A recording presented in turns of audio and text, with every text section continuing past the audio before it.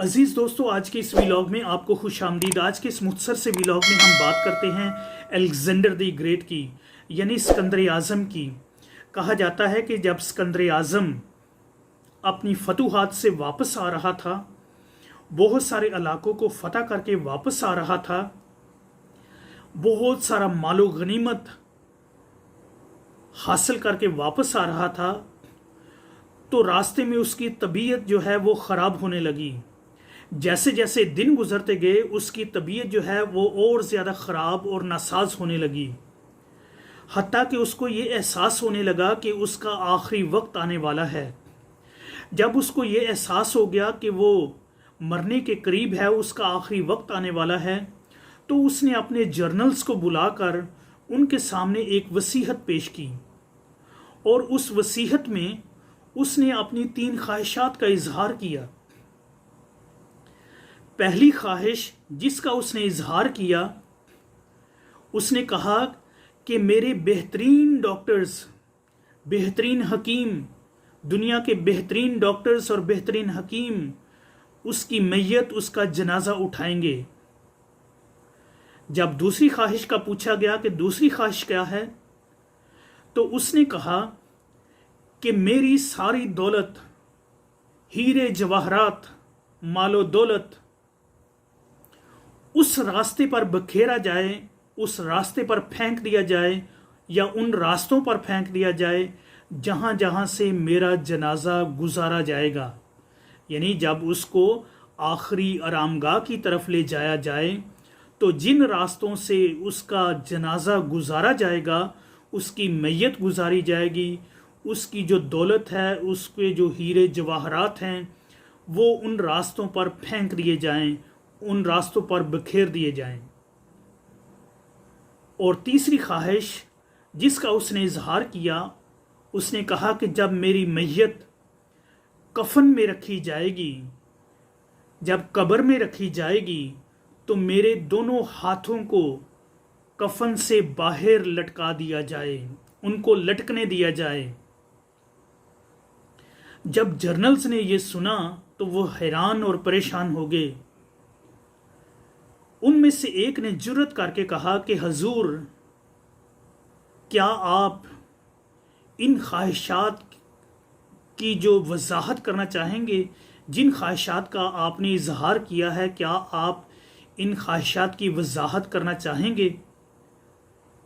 जो आपने कहा वो ज़रूर पूरा किया जाएगा, लेकिन हमारी मदद और रहनुमाई के लिए क्या आप इनकी वजाहत करेंगे?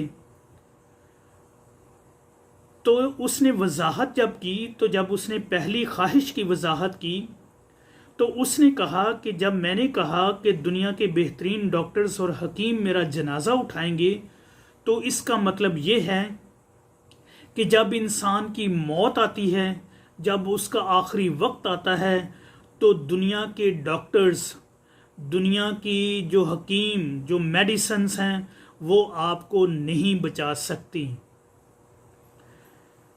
फिर उसने दूसरी ख्वाहिश का जो इजहार किया, उसकी वजाहत की कि दुनिया की जो दौलत है, यहाँ का जो मालो ज़र है, वो दुनिया में ही रह जाता है। यानी जब सिकंदर आज़म इस दुनिया से जा रहा है, तो वो अपने साथ कुछ भी साथ लेकर नहीं जा रहा। यानी इस दुनिया की जो दौलत है, ये यहीं पर रह जाती है, यहीं पर रह जाएगी।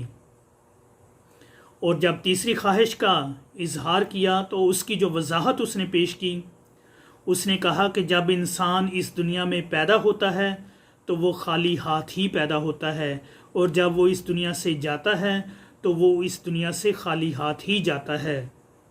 यानी जब सिकंदर आज़म मर गया, तो सिकंदर आज़म भी इस दुनिया में खाली हाथ ही आया था, और जब वो मर गया तो खाली हाथ ही जाएगा। सिकंदर आज़म ने इन 3 ख्वाहिशात की बदौलत ज़िंदगी की हकीकत को बयान कर दिया कि जब इंसान की मौत आती है, तो दुनिया की कोई ताकत रोक नहीं सकती।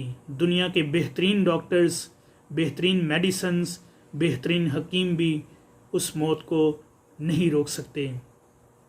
और हकीकत ये है कि इस दुनिया की दौलत यहीं पे रह जाती है। और ये भी हकीकत है कि जब इंसान यहाँ से जाता है तो खाली हाथ ही जाता है। ये तलख हकीकतें हैं, लेकिन जब इंसान इन हकीकतों को भूल जाता है तो फिर वो अपनी ज़िंदगी के मायने और मकसद को भी भूल जाता है। तो इसलिए अगर आप एक अच्छी और बेहतरीन एक बामकसद ज़िंदगी बसर करना चाहते हैं तो सिकंदर आज़म की तरह हमें ज़िंदगी को बहुत ही करीब से देखना चाहिए। हकीकत पसंद होकर ज़िंदगी को जीना और देखना चाहिए। जब हम हकीकत पसंदी का मुजाहरा करते हैं तो यकीन जानिए हमारी ज़िंदगी बेहतर से बेहतरीन होती जाती है। हम अच्छी और पुरवकार और सेटिस्फाइड यानी बामकसद ज़िंदगी गुजारने की कोशिश करते हैं। इसलिए अगर आप इन चंद ख्यालात से मुतफिक हैं तो आप भी अपनी राय का इजहार कर सकते हैं।